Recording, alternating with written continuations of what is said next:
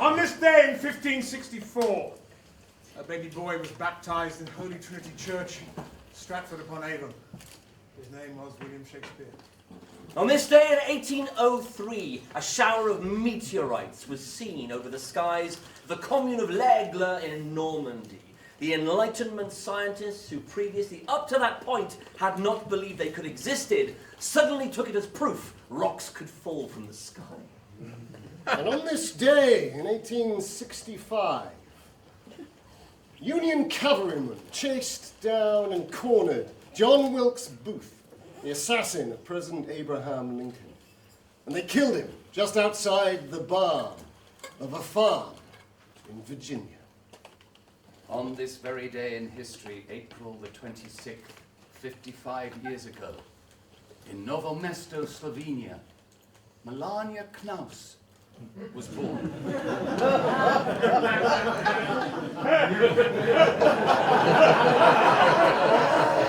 After a successful career as a glamour model, she fell in love with an American businessman and reality TV host. Happy birthday, Melania Trump. Coincidence? Ladies and gentlemen, we are the School of Knights. Now, the school, of course, as you will all remember, was first formed in ancient Egypt, where mystics and sages and scholars would gather beneath the night sky to see the stars the better by. They used forbidden practices involving astrology, sorcery, and of course, gastromancy. That practice, some of you are familiar, the gastromancers are here. Right now. But let us remind some seekers that gastromancy is, of course, the practice whereby one sucks up the ethereal spirits by the opening of one's arsehole. During the reign of Elizabeth I, the School of Knight took on the role of protecting these free thinkers, amongst their number Christopher Marlowe, the great poet, Thomas Harriot, the great philosopher and sage, under the mantle of Sir Walter Raleigh, that West Country pirate and beloved of Elizabeth I. They discussed hidden and secret and mysterious things, and may indeed have been the authors of the plays attributed to the man from Stratford. And the latter-day School of Knight became formalised on Shakespeare's birthday, April the 23rd, 2005, at Shakespeare's Globe Theatre on the South Bank, just by the River Thames, under the tutelage of the Godus Imperator, one Kenneth Campbell, late director of the Everyman Theatre and founder of the Science Fiction Theatre of Liverpool. Yes. And for 20 years, they have been continuing their Baldric. Don't tell us more about this Bardrick that we apparently have been doing for 20 years. Across between Bardrick and a Baldric. Baldrick being a thin belt as well as a character in a well-known situation comedy. Continuing their Bardrick poltrooneries. So by way of improving our Bardrick qualities, anyone who has a book or a piece of folded and printed material about their person, if they would like to hold them up. So we're all in possession, everyone here, thank you, sir. We're all in possession of what is known as a bardic tab, sometimes known as a Bardrick tab. And it's our right to free and poetic expression. Now, unfortunately, because of this day and age and our labour-saving devices, the screens that we lock our attention into, our poetic plumbing is a little bit calcified. So these procedures that we embark upon at the School of Knight are aimed to open up our poetic plumbing. So,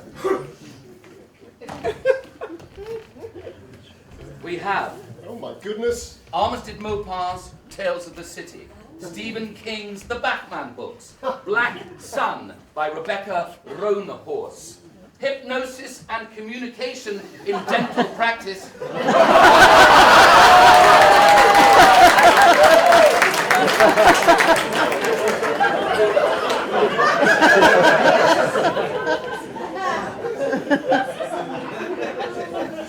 Bad Wisdom by and Mark Mayer, well, that's staying. And My Policeman by Bethan Roberts. There's a chance. No. Yeah, let me just see. So this is 341. You, sir, would you mind giving me a number between 1 and 341? 283. Good choice.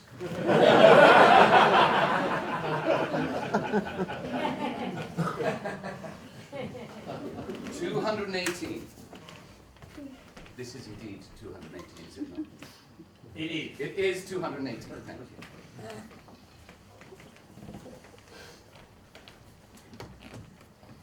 Still, it was a sunny week, and during our days alone, Tom and I indulged in all the usual holiday-making activities. We walked along Blackgang Chine, saw a Punch and Judy show at Ventnor. Tom laughed very hard when the policeman appeared. Visited the model village at God's Hill. Tom bought me a coral necklace, the colour of peaches and cream. Each morning he cooked us bacon and eggs, and while I watched him, I loved to see how his hands folded the eggs so cleverly, so swiftly. And I thought back about all the wonderful things that we'd been doing over those days. The kindness of him, the generosity, the peaches, the cream, the gentle way in which he folded those eggs made me realize that I wanted him to fold me that way. And I wondered if he might think that that was against the law. There were so many laws in his mind. That was what drew me to Tom in the first place, his order, his stability, his simplicity, the way in which he would shower me with gifts, the way he would laugh so heartily at simple Punch and Judy shows, the way that I remembered him giggling at this policeman battering this poor woman to death. It entertained me so much, and still I felt we could improve. But if I could find a way to encourage Tom, to guide him without instructing him, then perhaps our bedroom activities would become more agreeable.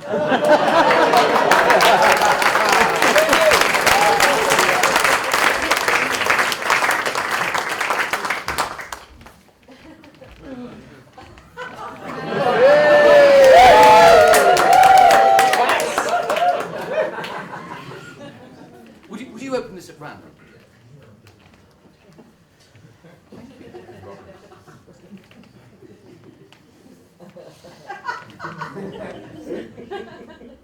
How might all this relate to memory?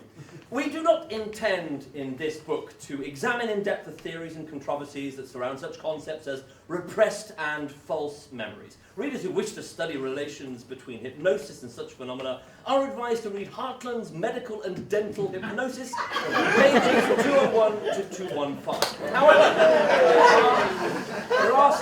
there are certain points relevant to the practical use of hypnosis in uncovering techniques and psychodynamic therapy that we will now examine. In the first, we must be aware of these therapeutic advantages of psychosis, which can in fact infest someone in the process of being under dental treatment. Attempting hypnosis for the very first time is not to be advised. I once again ask you to look at Hartland's Theory of Dental Hypnosis, Volume 2, pages 234 to 235, in which he and various patients do undergo various forms of treatment, everything from the scraping of the incisors to the complete extraction of the jawbone. However, under hypnosis, if it is done in the right circumstances, has certain benefits over traditional anaesthetic. Anaesthetic can be dangerous, whereas hypnosis is merely a flattering form of psychological manipulation, which may be done by anyone, very simply, using simply a tool like a chopstick or medallion. Consequently, it is important that you disabuse the patient of the expectation that they will recover the truth about a deep-seated problem, at the same time reassuring them that the material that may come to light in hypnosis can be helpful in the resolution of their problems, and they can feel safe in letting themselves express the emotions accompanying such memories.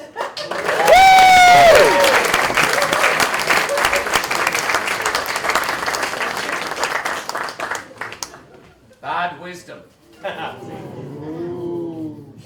Truth, no matter how uncomfortable, cannot help but be beautiful. Jarvis Cocker.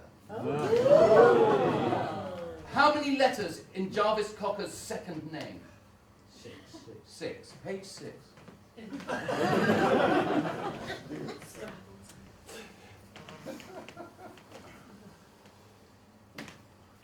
Scottish accent, please. 10 minutes later. Well, Bill, looks like we did a deal with the devil a long time ago. And you jacking in the music business ain't going to change that. The thing is, I tell Zed as I put the last of the black pudding in my mouth, when we get back from putting Elvis at the pole and finding the baby Jesus, we should head off in search of the devil. Perhaps we can trick him into giving our souls back. Zed looks up from his spread of tarot cards, quotes a verse from Milton. I think he's trying to say the devil isn't easily fooled. Gimpo takes charge, and we head for passport control. At passport control, I discovered that I've left my wallet and all my money at home. I turned to the officer, looked him straight in the eye, but he's not having it. He clearly has no sense of humour, got out the round side of his bed and just wants to punish me from beginning to daytime. I look down at my feet and remember I put on the shoes that don't hurt today. So that's at least one blessing I can take.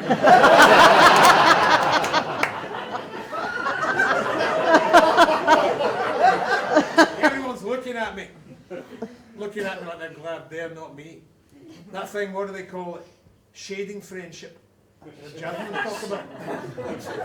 When you're glad it's not you that something's happened to.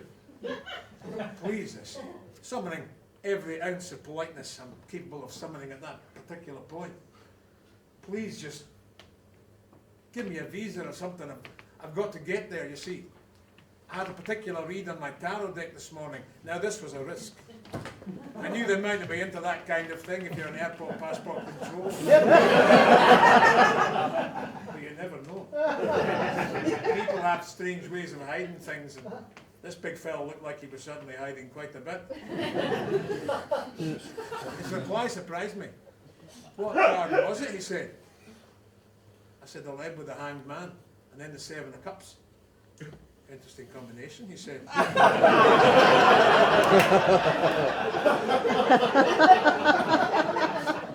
And I knew it was going to be a good day. When I returned, no Zate. Fuck my companions is what I think. If they can't get it together to get through duty free and on the plane without holding everything up, they don't deserve to save the world. They arrive. My anger evaporates.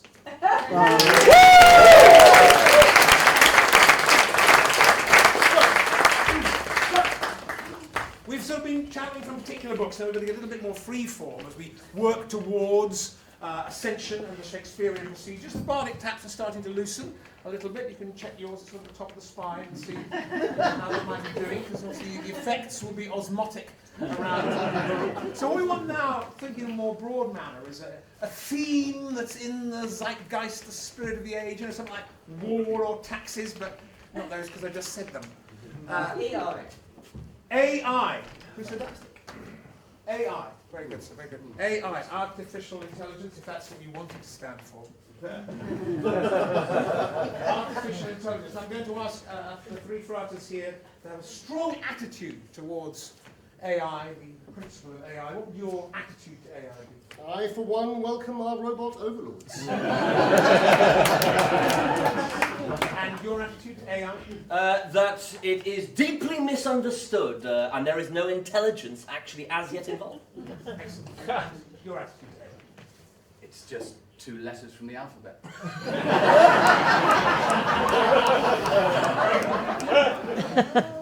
A few on AI.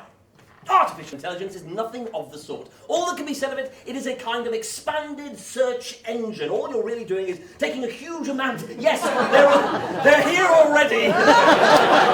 Skynet is probably just watching me right now, and that's good, because I believe in Skynet. They're the best thing that's ever going to happen. As a child, I was taught there were 26 letters to choose from. So many beautiful letters. We learned the great old song of Old MacDonald. E-I-E-I-E-I-O.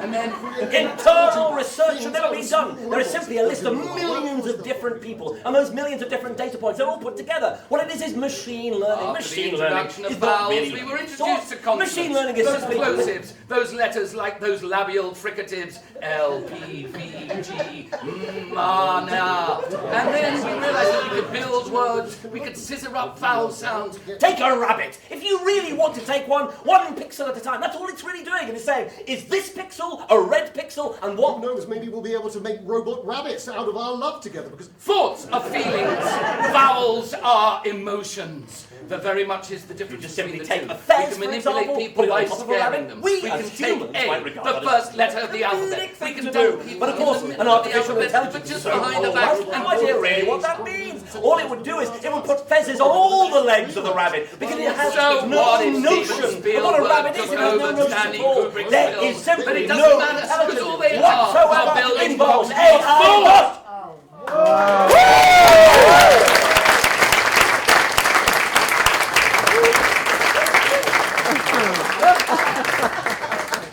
So now the Calgon is in the old poetic plumbing. It's a bit of descaling now, and we're going to allow in, through our open channels, a lost play of Shakespeare. Now, there are many ways to divide Shakespeare's plays, and we're going to use the simple categorizations of tragedy, comedy, history, and romance. Tragedy, there's someone with a fatal flaw running in the middle of it. He or she is bouncing against circumstance, and at the end, there's a Megadeth pile-up. Comedy. Comedies, you know, there's a big question as to whether Shakespearean comedies were actually funny then. But it usually involves frustrated lovers who somehow manage to get it together, and instead of dying, like in a tragedy, they marry alongside various other frustrated lovers. Then, of course, the history plays. Basically, Game of Thrones without dragons and reincarnation. But the way we do it, there'll probably be dragons and reincarnation. And then the late plays, the romances, often named after states of the weather or obscure British kings. And they take place in kind of fairy tale locations. And they often have the quality of all those other plays mixed in with them, but ending with some particular kind of strange, moralizing miracle at the end. So, in order for you to contribute to this process of channeling off the ether an authentic Shakespearean play, for a series of rounds of applause, can we hear it for tragedy?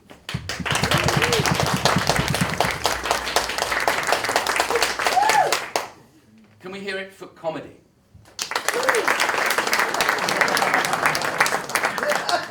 Can we hear it for history?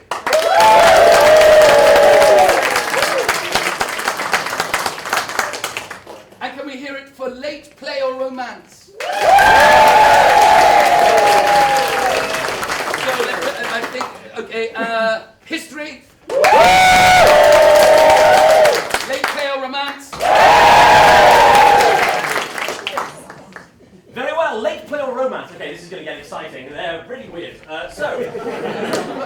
For this, we need yet more from you, okay? So what we're going to get is more information which is going to help feed us. What you're doing is you're tapping into the Akashic record. It's above us somewhere. The lost plays of Shakespeare that he wrote or even just dreamt are there somewhere, and we're going to extract them. But we need some volunteers to help us out here who will be happy to come down and help us here on stage. Who would like to? Put your hand up if you'd like to. Yeah, you're happy to. Please come down, sir. Great. Yeah, please come and join us. And then go over to the far side. You're good to come. All right, please. Can I have who we've got? It's someone already pointed out. So sorry. yes, yeah. Yeah. Please come down then. Sorry, you already pointed out. Please join us. Fantastic. Okay. Thank you so much. What is your name? Bernie. Bernie. Yes. Fantastic, Bernie. What's your name? Trev. Hello, Trev. I know you are. We've never met before, have we, Trevor? Yeah, we haven't. There are plants. And what's your name? Chris. And Chris. Chris, Bernie, and Trev. Okay, this is very straightforward. What we're going to do is one of you, well, all of you are going to participate in helping us tonight. However, we are going to, one of you is going to have a particularly special role. So what we're going to do is we're going to compete, you're going to compete, on who can be the best wounded messenger bringing news from battle. Okay? All right, so you all start over here. Come over here. All right. So we're going to have a king. We're going to get a phrase. Senton is the king. So it's very straightforward. You're going to be allowed in. There is in the background, there's going to be some battle happening. I'll start with you. Chris, right? Yeah. Yeah, you're going to come on. You're wounded. You can decide how. But you're nonetheless going to make it to the king, and you have to give him the vital news from battle, okay? Which is? Well, that's up to you. Okay.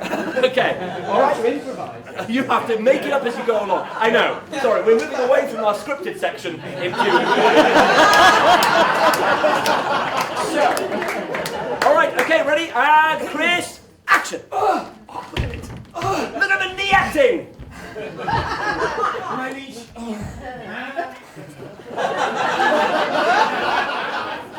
I can barely see. What ails thee, young soldier? What ails me? My liege. Bring you news or no? Yeah, I'll bring you news. If you don't do it quickly, they will stab you, so... Come not near our king, or we will stab thee. I cannot see. Yeah, well, face the audience still. You are an actor. Go on. Yeah, go. Sir, sire, we cannot find the Wi-Fi code. This wifey that he speaks of, his wife is this he means. Yeah. The one that he is married to, he cannot find her code. I cannot find my wifey's code. But if I could, I'd understand all womankind. And you would have sons and daughters, Lord. Do you mock my capabilities? Oh, no, forgive me, Lord. Touch not my feet, kill him! Excellently done. Stay there, stay with us, stay in the corner there. Very good. Excellent. All right, Trevor, you can still go next. So, the trick here is to be more injured and for the news to be slightly quicker and more important. Oh, look at this. Props, ladies and gentlemen. Look at that preparation. Okay, and action. My king! My king! Well, I need that tonight. My king, I bring dire news! What Dire news! What news? The wolves, my lord! They do not support you anymore. They say you suckled too much. Ladies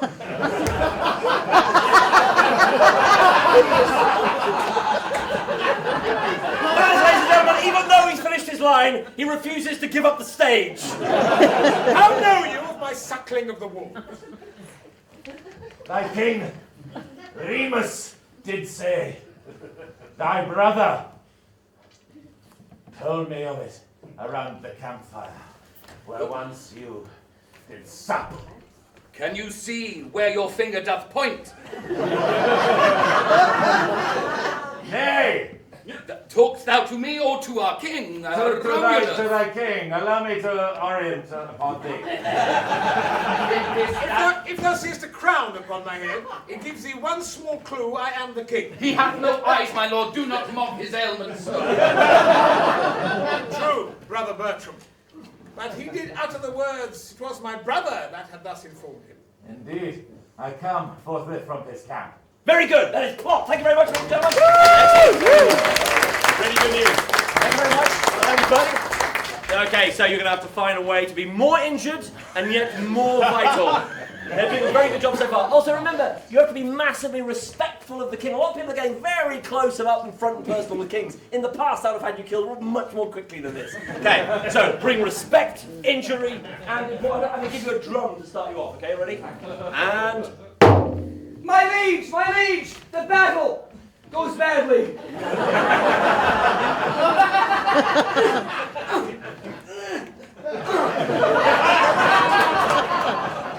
I am the lone survivor, and I haven't got long. Tell me the news. How did the battle go? Badly! Very badly! So the Norsemen come upon us. The Norsemen took my arm. The Norsemen stabbed me multiple times. And now you name some the famous Norse king and what he said. Bob? Yes, Bob. Fantastic, thank you very much, Hubert! All three please come out. So, okay, we're going to do this. So one of them is going to have a role a little bit later on. And what you need to do is to, by applause, by noise, which one is going to come back later on. The other's going to do something anyway, okay? So it's going to be by applause which one, remember they're all going to do something, so it's all fine, but which one is going to come on later and mess us up, basically. Alright, okay, so I'm going to put a hand over their heads, make noise if that is the person that you would like to come in and mess with us later. Okay, by noise, go! Cut in between.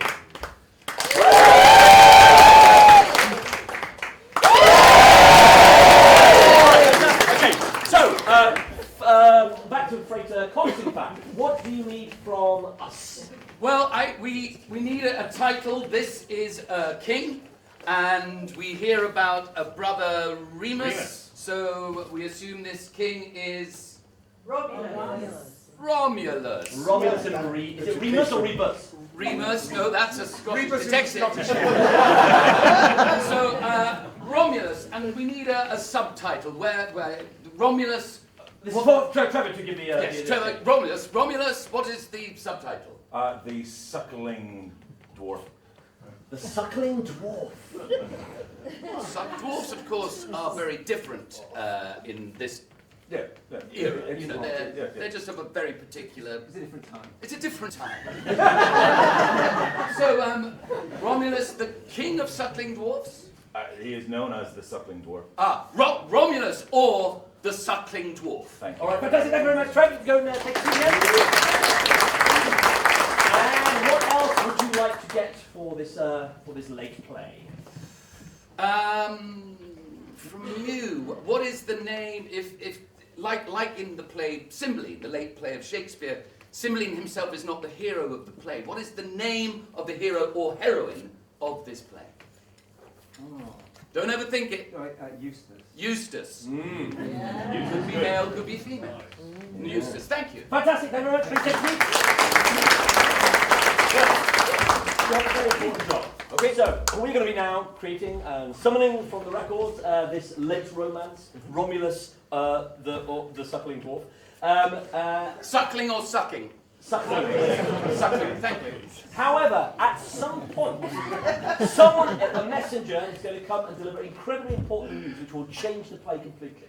And that will be you. So, at any point, from now, literally at any point, from maybe after the first scene, just so we can get going, and maybe not like 5 minutes before the end, so it completely messes us up, but any point in the middle, you just stick your hand up and you say, I have news! Okay? And then you come forward and you do your bit and you tell us what the news is. Sounds good. Fantastic, please take a seat!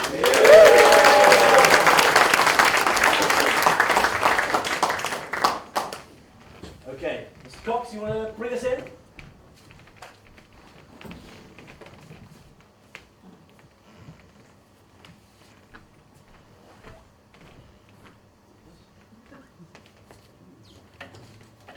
There is a tale that's often told about a king of way off old. Romulus was his name, they said. He tried to take his wifey to bed. But she was barren, no child did bless this couple with its tenderness. And so the people of the realm did see within the kingdom a vacancy.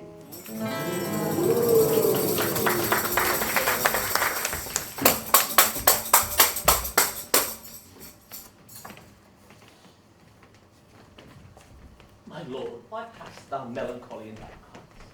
Bertram, I? 'Tis I. I remain here yet for thee. With thee have ambrosia yet poured in thy very flagon. no ambrosia can cure my ills this night. Sure, for the crib lies empty, heart full sore. And if I had but one thing from the gods to grant me happiness, or even a smile, to be the features of a chubby child. Now, as we see the features of a chubby child. The man is in the grip of melancholy. In the time of the Elizabethan writers, it was kind of simple to write about emotions because there were just 4 of them. There was melancholia, under the influence of Saturn, the dominant element being earth. There was sanguinity, under the influence of air, the planet Jupiter, sometimes known as Jove, a jovial state. How, by Jove, how tickled I am.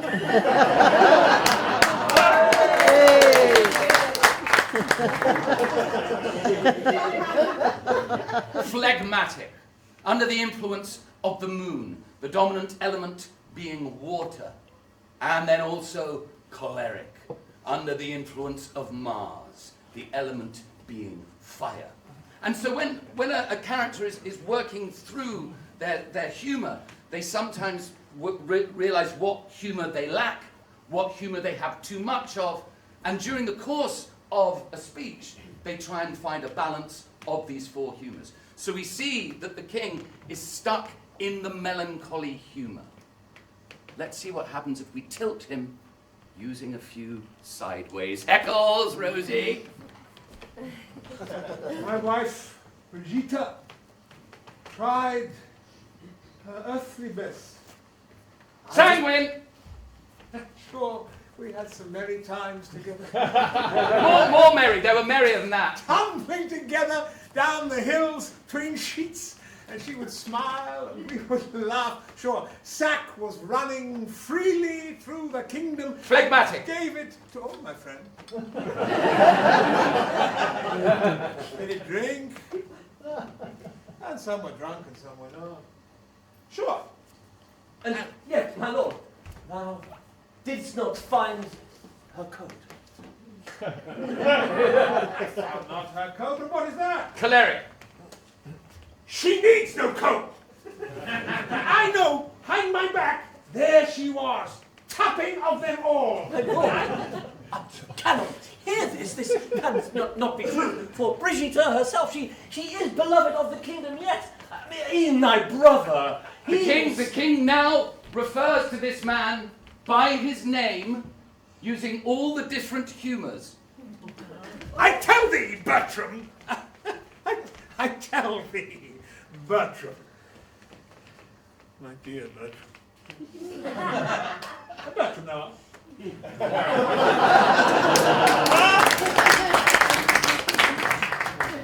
She paints a smile on each of her lips. One smile above, to smile down on those men, and one below, that she may laugh within. For she knows sure the mischief that she wins. I will no more with her. I know that she hath not conceived, for she will not. I have none of it, Bertram. I do swear. This kingdom, yea, is all not lost and seen. I must yet Lord Romulus find, for he must have solution yet, or else all love will lost and blind be.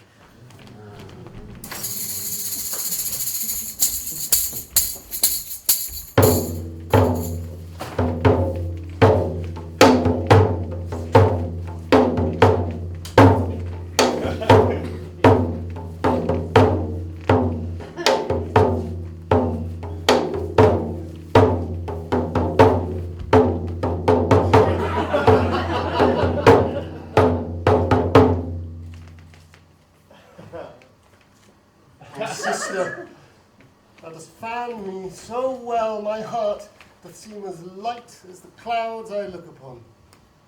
Aye, sister, yet methinks thou art heavy, though thou speak'st of lightness.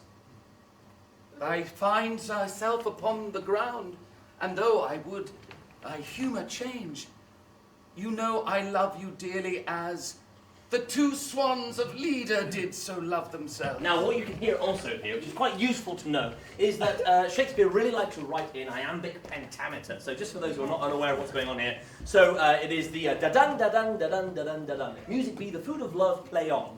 5 heartbeats in a breath. So we're going to really feel the iambic pentameter driving this scene. 2 swans that swim across the river swift, as we 2 sisters sit upon our knees so sure. and wait for my... Now that wasn't... sit upon our knees would have been the end of a decasyllabic. So short is a 12-beat line. Hexameter, which obviously Freighter Chance here did on purpose to see if you were paying attention. Methinks some few more feet within thy words do dangle on the end like in a stream. So quick thy numbers do find my good mind, and teach me all my best arithmetic. Arithmetic, that is a long word, yes. You use up so many syllables there. I am a little cheeky, some have said, and oftentimes I've walked abroad at night and listened to my husband the king. Husband, the strength of vowel that makes it long and wide, like open mouth when we do look upon some marvelous image that does come in view. O sister, methinks thy heart is full, though thy be heavy on the ground and sit. And there's a beautiful confessional speech here by Brigitte about what has really been going on in terms of her fight to find a child. Oh, Lavinia, you see through so quick and sure, as a glass my heart is to thy swiftest eye. The king has long now wanted for to hold a child within his manly martial arms. And also in here, he makes it clear which exactly is the king and which is his brother, in case I made a mistake. They say at court that they must find Romulus, for Romulus is lost within his mind, 'tis bound up, shackled, for to speak. His brother Remus, all abroad at wars, could be but found with quickest horn to call. Oh, he is a fine fellow, his calf alone could march across the heart of all that saw him as he treads from off his horse. But my good king, my heart, why he, sweet Romulus, I have no need to look, I find him here, all held up as if we were still chaste.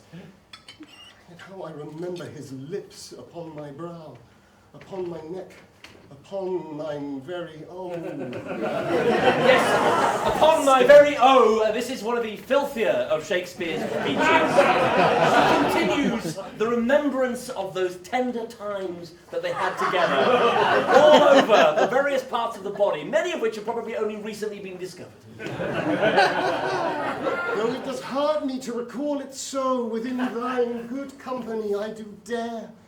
For he did press upon my hips and hold me down, and swear that my knees be spread quite wide, that I, if capering in the sheets, did seem to go. There was a production of this play in 1974 at the RSC, where they had got almost kind of Grotowskian physical language, which is about to be demonstrated. When we, though younger were, did fly us, place ourselves full wide, in the wisdom for to speak, I did then see his manly thrust, for thrusting in and out of sin and love, he made sweet pleasure as doth flood. But never, no, oh never, is some child begot. Now he no more unto my bed doth come. Oh, Eustace! Eustace, where art thou? Eustace? It's off. Thy second name, Birgitta, she doth call. Eustace Birgitta, whence wert thou called that? Some child, perhaps, this person here does seek. Their spectacles they must have since here lost. I shall now disguise me thus, and find this out.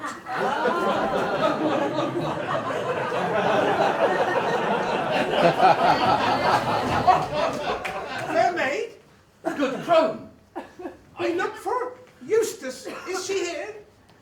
Eustace, no, but I, Lavinia, am. But one that knows not what thou speakst of now, not what.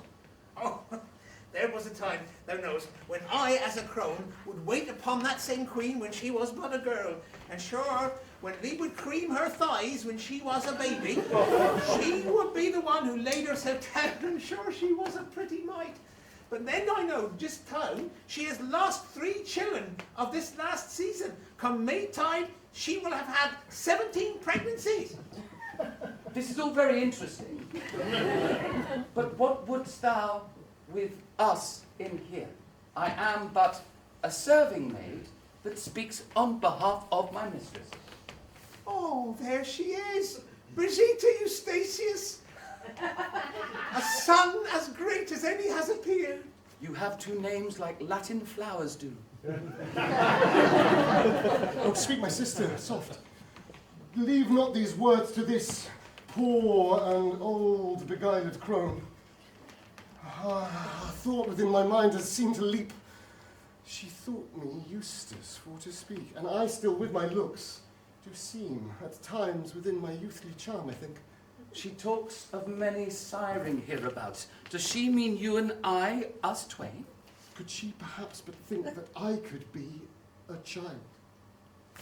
That I might from this kingdom here depart by some feigned death or other, so to speak. Methinks, as I do hold disguise in hand, you were best then disguise yourself, I think.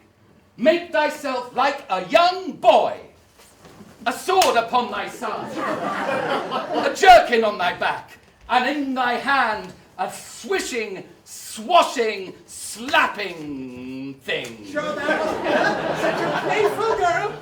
I will leave thee to thy dressing, Japes, and look for my mushrooms yonder.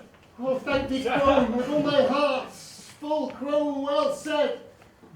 For with these words, methinks she has now solved my bed. Now, this play inspired many other playwrights and poets, and so we're going to briefly recap the first few scenes in case it's not really clear what's going on.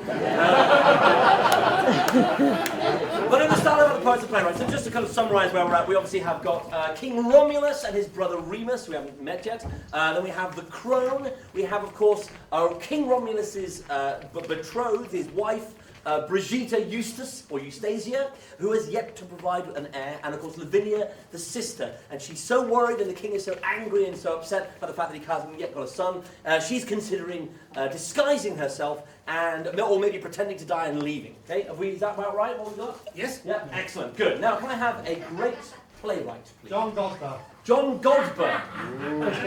John Godber. Fantastic. John Godber. Let's start maybe. And then can I have a second playwright? There's Tennessee Williams. well, sorry, Tennessee Williams, you say? All right, great. Tennessee Williams. And could I have a great poet, please? William Butler Yeats. Well, sorry, and Yeats. Okay, fantastic. So we've got Yeats, we've got John Godber, and we've got Tennessee Williams. Troubadour. Yeah. Now, obviously, I know all about John Godber. Okay. There's just a chance that some of the seekers don't. Very good. Okay, so how would you describe John Godber? Like what Is he decade? a royal court man? Where's John? Sorry? Yorkshire. He's Yorkshire playwright. Loud in Yorkshire, did you say? Yeah. Loud in Yorkshire. He's loud in Yorkshire. And multiple characters. Okay, Of course. You know The the other loud director Yorkshireman of John Bolton. Godber. Yeah, of course we know that. Yeah, Tennessee Williams, you know, and then of course Yeats as well. Let's start with John Godber and his play that was of course influenced by King Romulus, the Suckling Dwarf.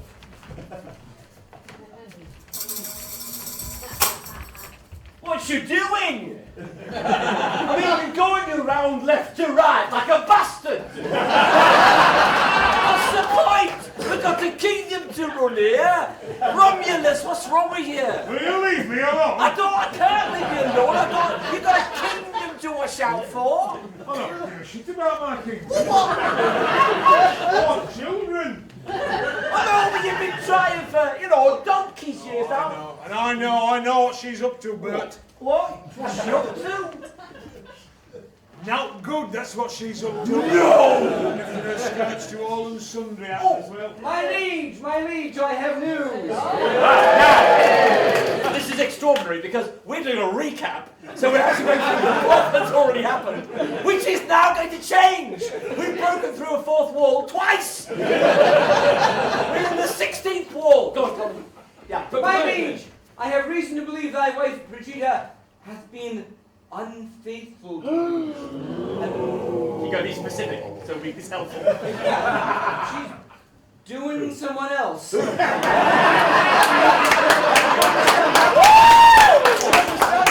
wrong with it? My liege has confessed his eye. Let it come down then.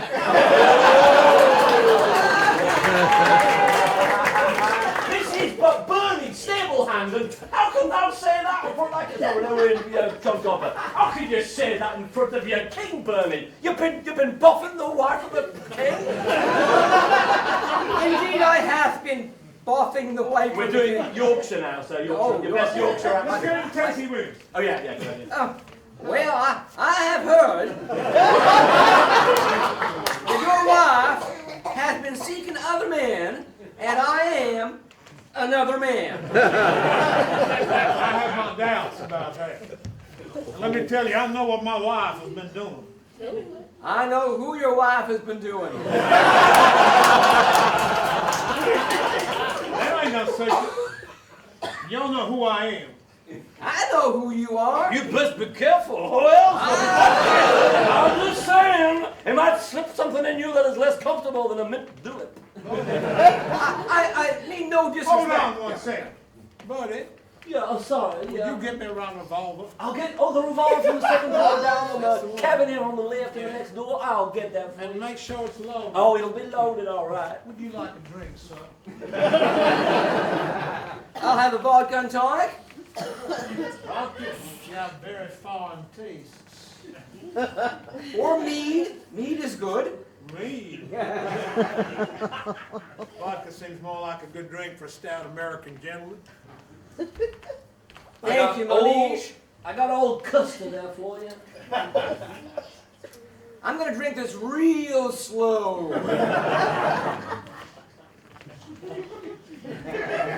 Oh no, I own all the land hereabouts. 64,000 acres. You think you have any power over me with your small intemperance with my beloved? My liege, I have no power over thee at all. No, you don't. I feel threatened by thee, my liege.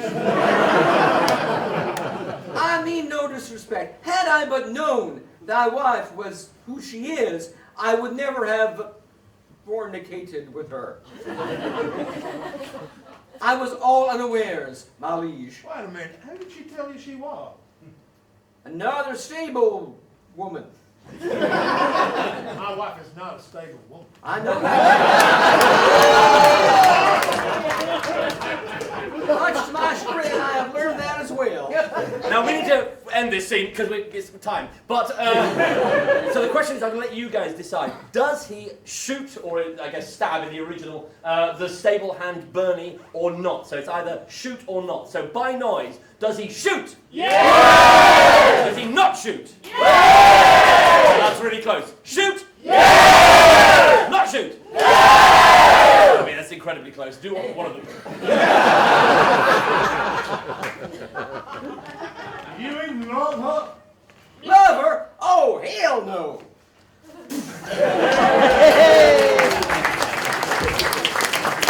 So now, the next scene, which is the scene, of course, between Brigitte Eustace. Oh yeah, sorry.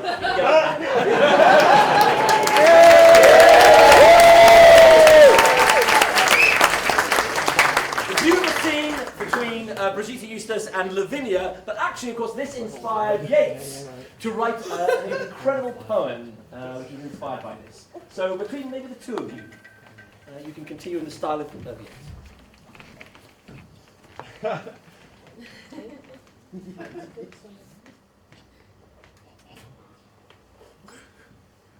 My heart is like a glass that is not full but pressed upon by two lips that drink, and as they do, the world turns like a gyre downwards, ever downwards spinning, and I feel myself heavy on the ground in the way that you look at me. You pull me downwards into that spiral, and I cannot see a way back up. If I was to be held in immortality, I would find myself as a Grecian cup. Your lips too would press upon the other side, and then we a circle might then make. As the sparrow flies down into the cup, it finds itself eternally spiraling back up. My sister, yes, we are but humble girls. We know not what will become of us so.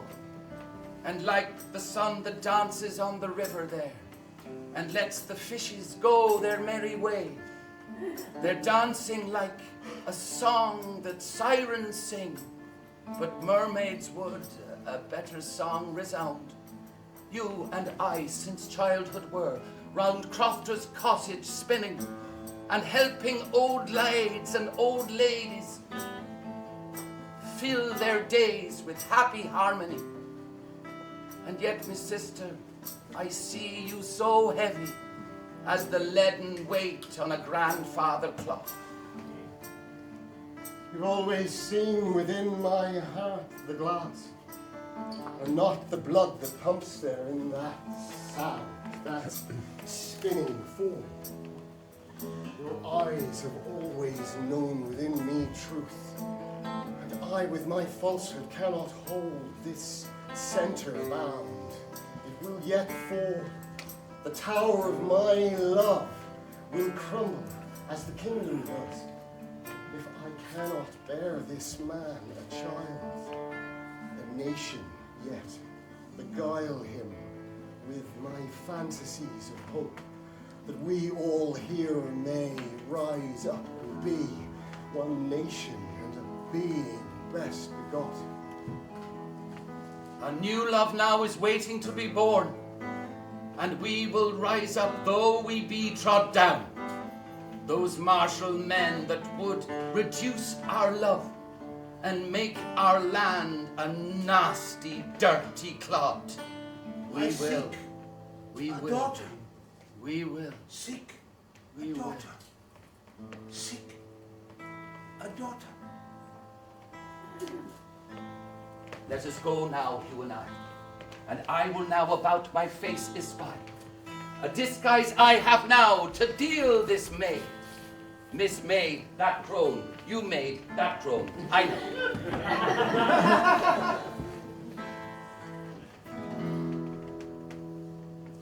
Old spirit of ancient yore, I would behear thy yells within my ear, they make a meaning quite. I feel a drought within my soul, and cannot make thee out. Please help me, crone, I know not what thou wilt. I had a girl not so my own. I laid her down like carpet for my life. And when she rose and said she gave not moan, I said, young sprite, sure I mean you no strife. And I then said to her, And now it's John Gobber again. I bring thee blessing. If I were to have something, you know, they were talking fancy like that, and I didn't really understand the word they were saying. You said to them, find your light, woman, find your light. You said to them, I didn't know what I was saying, I was under the influence, but the point was, I used to look after her, and I was just coming to see if she was okay. she's fine, now off your foot. Okay, we'll end it there. We have to crack on with Shakespeare. Fantastic. So now, just to be clear, the king in the end of the first scene, this is has now been revised, ends up killing the stable hand Bernie, so it's already more bloody than it was before. Okay, fantastic, and the king is still angry, knows that the queen has been having affairs, and now, of course, the queen is going to, fall under some disguise, is going to leave. Right, let's get back to the show. Quick, run! Miss Faulty like a man! Where is the queen? Quick, quick! Stay alive! I will hold them off! I will lead thee in this life only next! Good Vikings, come not for me now! What dost thou here? Where be the queen? Thou hast taken us, thou harlot, thou slattern! Where be she now? Her chamber empty quite be, and thou, disguised, yes, art thou?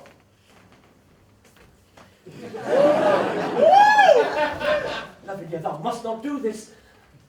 Calms thyself, sweet man, and chase her not. Thou must stay with me here. Look, I am naked down below.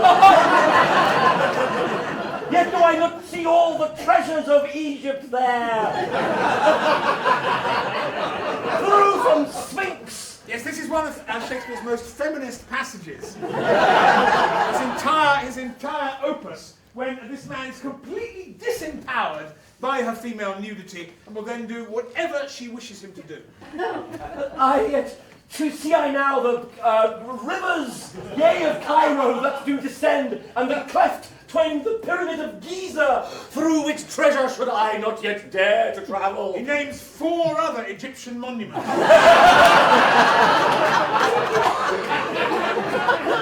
And here 2 obelisks that do themselves protrude into my heart, and yea, shall I not see then shall the Valley of the Kings. Needle. the needle, climb by the needle, yea, that itself was through Caesar himself could not yet stand, for Cleopatra herself, asp yet ridden, were not yet ready for this love. And yet should I not say this to thee, that if I should fail in my task, should I yet not my king's wrath and perish? And as 'tis said that Cleopatra did lay Antony down, and he then fell full sword upon the sign, that in the Nilus slime where he did lie, and then the Roman armies came upon, like ancient Romulus and Remus did, that split from she-wolf was, and then betwixt a roaring and a civil war was found. Yet what shall I yet say to the king? For he doth vengeance wish upon her bod. And yet was I not said, and did I see the poor and feeble stable hand named Burn, and he yet was enstabbed not once but thrice. But Bertram, I think thou hast seen too much, and thou must make thy peace for heaven now. No more these martial words will fit thy mouth, thy beauteous mouth, thy sweet and holy mouth. I must put clothes on now, I am quite cold. But you must do this now, and not grow old. Yes, 'tis true. I canst my king yet not betray, and yet for such a love, 'tis yet as Artemis entrapped am I. Should I yet make this fall for her? And if I do, then should I not fall down and poisoned be? And yet, if not, the king himself shall all my viscera engage and scatter, yea, across the forehead seas. I take my poison. Yea, the poison I was bid to give to her. Brigitta Eustacia shall my soul yet save.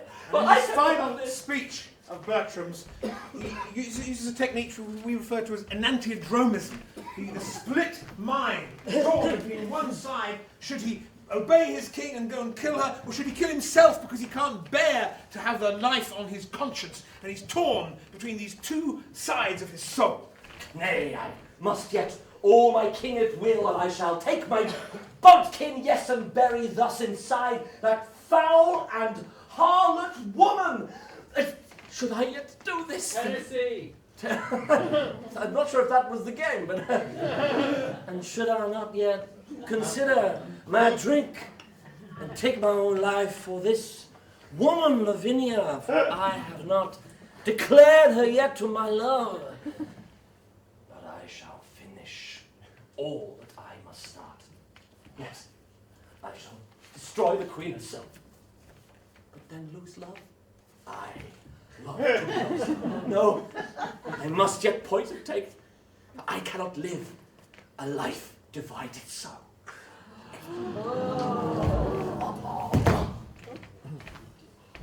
Now leap we over 30 years of time. The queen departed, hidden, who knows where, living a rural life of contemplation. The king solidified in bitterness, lost in his castle, all alone, all day. And so these two have torn the kingdom apart. No happiness, no comfort can there be, until these two are brought together once again.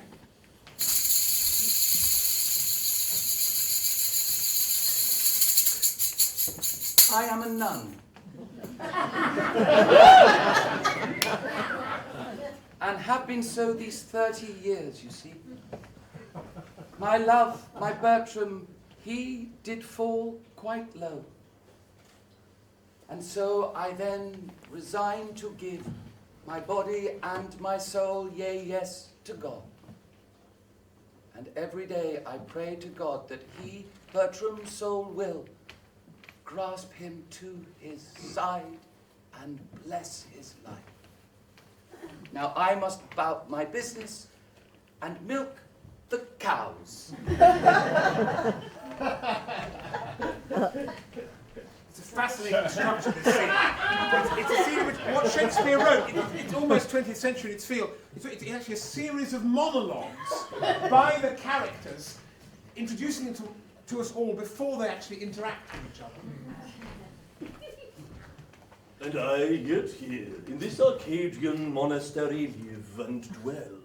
And yet do I not look upon these cattle, yea, that milked must yet be. What should I do of sadness, for my cares are twain? The two sisters, yet 30 years hath yet quite been here. Should I not yet find peace in their native souls? And yet I fear I have naught but comfort less, and I shall simply find a way to live until such things might change upon the breeze. For I do hear that trade winds, yea, from east, are once in 30 years this way quite turned. I, Eustace, am and have been 30 years. And in those 3 decades, a man's good work I've done, and done, and done, thrice again. The sword, once stranger to my palm, is known. The land which once I walked quite fair, I have had to work in for my coin. And rumours have I heard, and so-called truths bespoke, that I, with a stable hand, did lie, of such gross feature. Now, this amazing bit of direction, the actor who played the stable hand appears behind and will actually see, because of course she may be lying about this, we don't actually know. So appear to one side and we can see the impact that this speech has on him. I am told that it is far from like that one as sweet as I, for still my looks, just see, my looks are well now fine, I'm trim,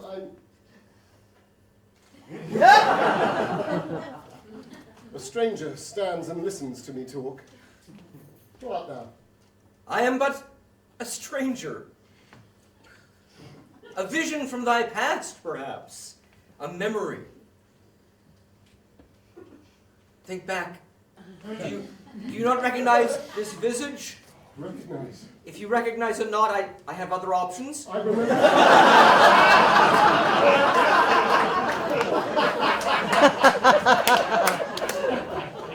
It's good to have fine choices on a stage. 'Tis indeed.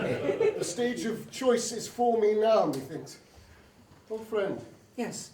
that night in the barn I ne'er have spoke of yet. In truth, 'tis secret.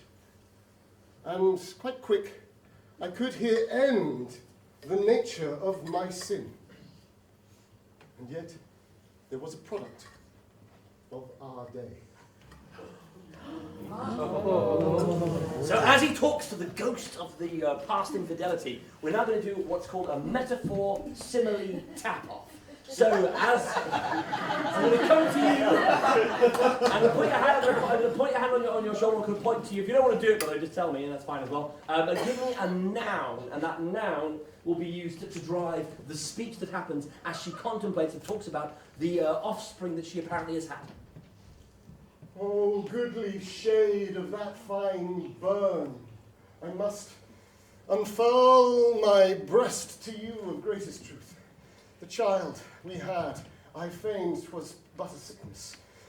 Too many apricocks I claimed, and walked unto this very holy house, wherein my sweet good sister here remains. You will soon ask for nouns.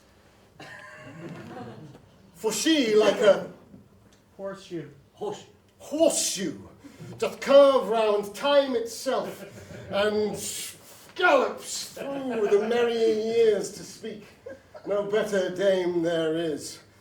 But I, in reverse, am quite like Ocelot. An ocelot. ocelot, and slink within the dark of night. A musculid, quite quick, my claws of skill well known. Good mother, who speaks thou with now? This man does wear my face. This is an amazing mirror moment where on stage, of course, there's a mirror between the two of them. And so when one moves, the other moves exactly the same way. Oh, Eustace, thou lookest with thy mouth agape. I see my face there with the lines of age. Though 30 years I am, but he must be nearly 80. And yet, methinks, he is younger, yes. Sweet Eustace, fret not thy mind now here with time's good measure. In this fair kingdom 'tis slick and quick, how swift the sands do turn. So much that some good scholar might could make the reality is quite fucked. If she be within, then bring her to me. Ah, now things change. You go back to your seat now.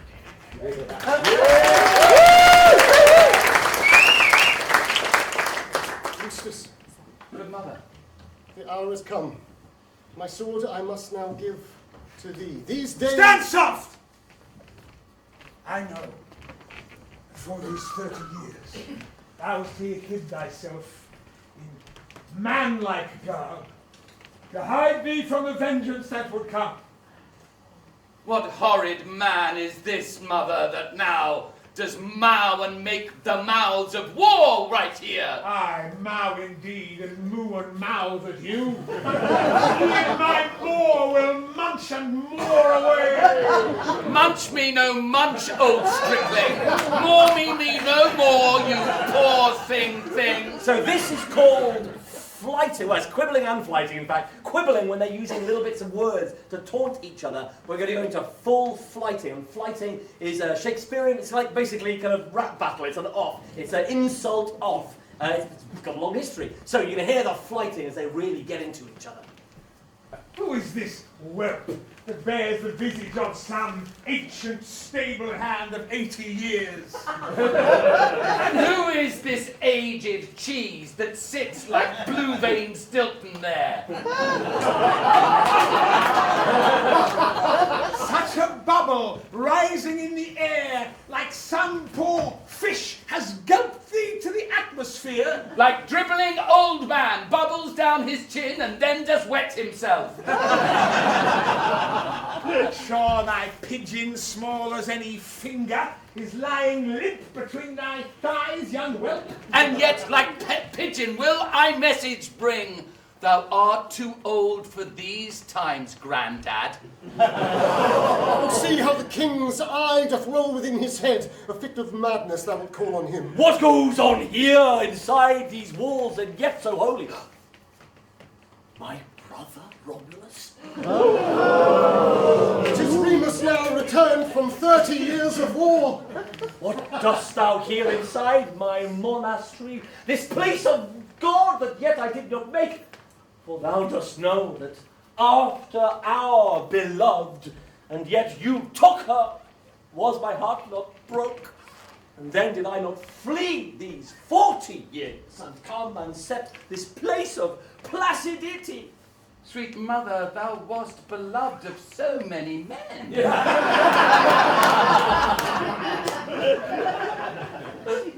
Sweet Remus, give me blessing and forgiveness. For when I took what was not rightly mine, then I did banish thee to foreign fields, that thou mayst fight, and wishing thee long dead, not knowing thee a man of God, sure I alone was he that needed blessing. Shrive me, or else my life be worth a naught. Good, my brother, of course I shall, but yet thou comest with warlike garb and here, but yet to this young middle-aged boy. Why hast thou hate for such a thing? And this thing, yet son Eustace, wherein doth all this madness come? Look deeper, Remus. Look into the eyes of this boy. Thou Cast callest- off thy malish mantle, mother, now. It does not become you to be a man. I shall go get my aunt, who thereabout is milking cows, methinks, down there below. What is all? Brigitte! Oh, my love! How canst thou this in ruin, and yet my heart? Oh, goodly brothers both, I have these 30 years made pact, with such a form as thou must wonder at. Forgiveness I did ask, I did transgress. Your love I could not answer, for my heart lay here. Your love I could not answer, for naught was here. I therefore prayed that sweetest milk by night I might within thine lips from my good cup but pour. Milk call'st thou for, sweet brother? Here it is. Now, this is often called the milk scene. Now, this a metaphor of milk that Lavinia brings in. She is this extraordinary character and will deepen the metaphor of milk to explain this entire situation. Bring it to fruition and change everyone's mind forever. Fear not wolfish, my good sister, speak.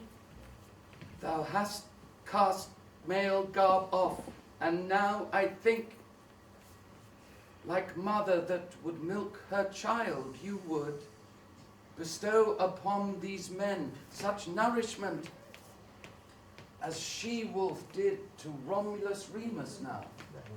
'Tis true, Lavinia. I to the old gods did make pact, and so this milk shall heal us all, and by such transubstantiation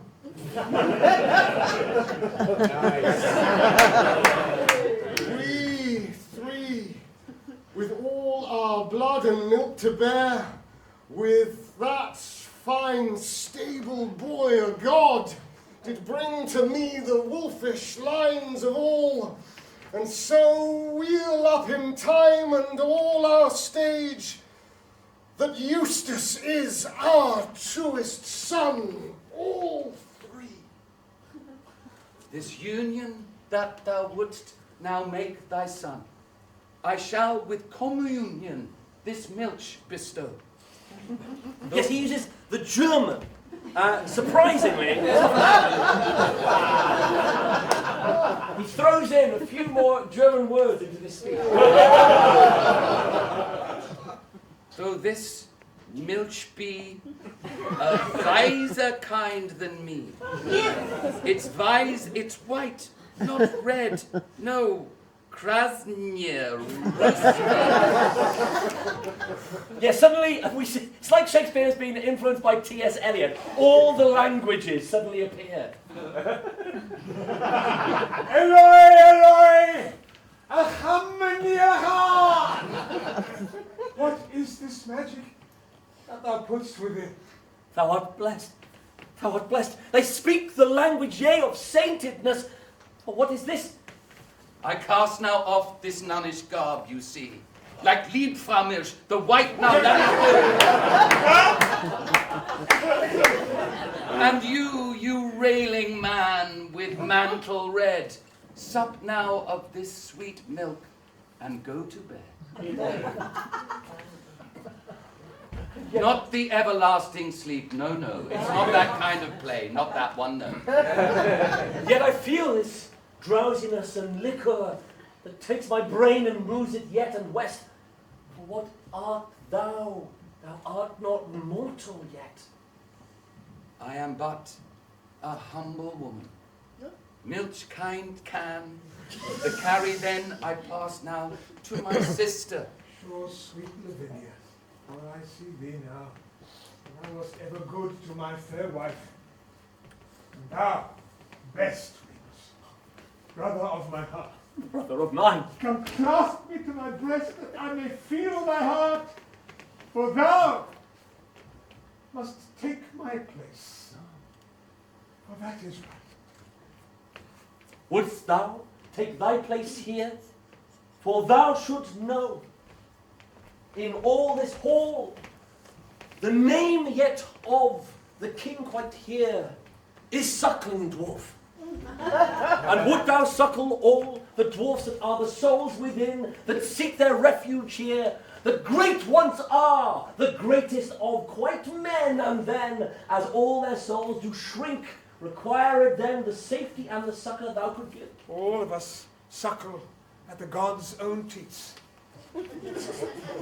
Thou wouldst be that man that guides them all, for all of us drink milk of some sure kind, Lavinia here, the milch of human kindness. My wife, the milch that keeps her soft and true. And thou, the surplus white of bravery and justice and such honesty for all. And I shall go get my nephew now, I think. I fetch sweet Eustace, sister dear. Be quick. Oh, Eustace! Eustace! And so I go, but sadness hits me quite, for sweet and sour, yet at same time here. For has I yet discovered yet true, and also my love that I would never yet have had. But here amongst the bowers of this place, this Arcadian lot that all we see, should thou not find all that thou seekest, yea? And I shall take thy boat, and take anon, and leave thou here in peace. come then, good son, for my son shalt thou be. I wish thee no sweet harm, my good boy. See thee the dawn, it rises over yon lake.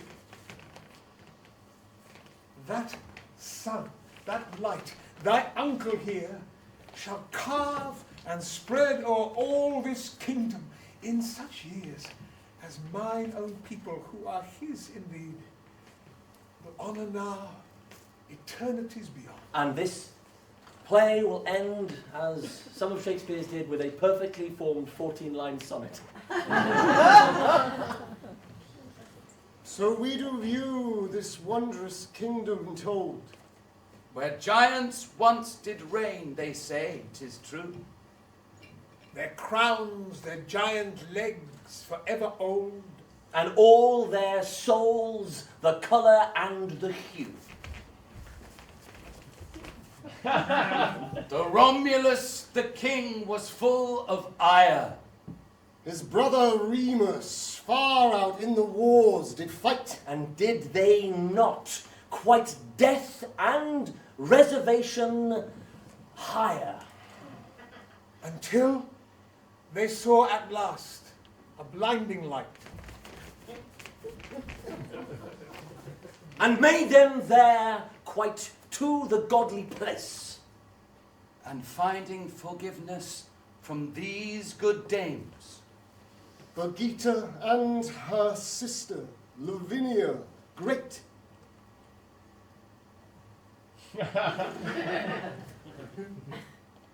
Then sought enlightenment between their ears. It's the final couplet. So take us all to love across the sea.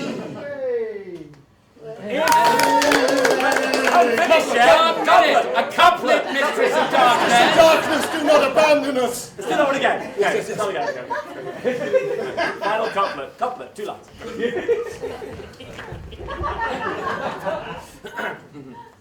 Then Romulus